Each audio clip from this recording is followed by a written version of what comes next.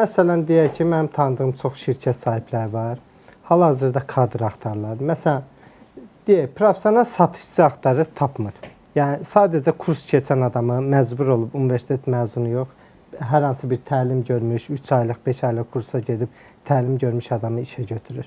Məsələn, digital marketinqdə çox mütəxəssis axtaran var. Tapmırıq.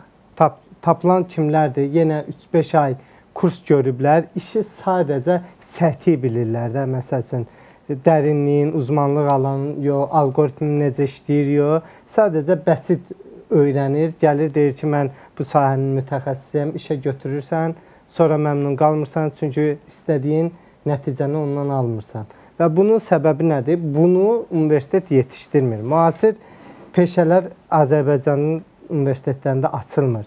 Deyək ki, bu günlərim blockchain engineering açılmır, süni intellekt mühəndisliyi açılmır. Varmı hər hansı bir universitetimizdə müasir ixtisas? Son 5 ildə açılan, müasir gələcək peşələrin tələblərinə uyğun, gələcək... Son 5 ildə hansı ixtisaslar açılıb Azərbaycanda bilirsiniz? bilirsiniz? Yəni, yeni ixtisas açıldığını eşitməmişəm mən ki, bəs artırılan ixtisaslar ki, dedinizə 80 minə çatdırılır. Hansı ixtisaslar artırılır? O ixtisaslardakı saylarda, məsələn, kimyaçı alırdı 50 nəfər, indi 80 nəfər alır, nə bilim, fizik alırdı 30 nəfər, indi 50 nəfər. Laboratoriyada 80 nəfərlikdirmi? Xeyr, 80 nəfər. Auditoriyada 80 nəfərlik oldu mu? Universitetlərə görə dəyişir, bəzi universitetlərdə var, bəzilərində yoxdur. Auditoriyalar. Bəli. O 2 ismənə salırlar, dəyişirlər.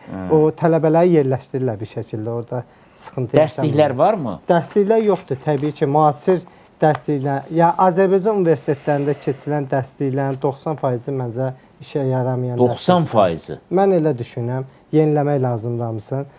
Bu günlərim, siz dərsliyə də ehtiyac yoxdur. İndi müəllim əgər müasir texnologiyadan, müasir dünyadan anlayışı varsa, hər tələbəyə ən müasir, dünyada ən yaxşı jurnallarda yayımlanmış ən son məqalələrlə, ən son bilgilərlə dərs keçə bilər, dərslik olmadan belə. Amma bunu eləyə bilən nə qədər müəllim var, yaxşı sualdır. Bu araşdırmalıdır. Bu günlərim süni intellekt var. Məsəl üçün, süni intellektli insanlar ChatGPT olaraq qavrayırlar və orada bitir və orada da prompt vermək, yəni ChatGPT-yə belə sual vermək qabiliyyəti belə yoxdur. Məsəl üçün, bəsit öz düşündüyü kimi sual verir. Elə düşünür ki, qarşısında bir insan var, o da onun düşündüyü kimi cavab verəcək. Əslində, onun işləmə mexanizmini də bilən adam yoxdur.